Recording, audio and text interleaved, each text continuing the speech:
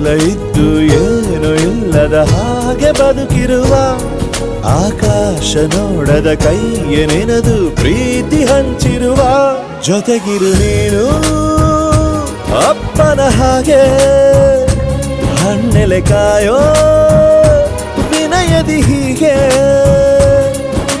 ನಿನ್ನನು ಪಡೆದ ನಾವು ಪುನೀತ ಬಾಳು ನಗು ನಗುತ್ತಾ ಬೊಂಬೆ ಹೇಳುತ್ತೈತೆ ಮತ್ತೆ ಹೇಳುತ್ತೈತೆ ನೀನೇ ರಾಜಕುಮಾರ.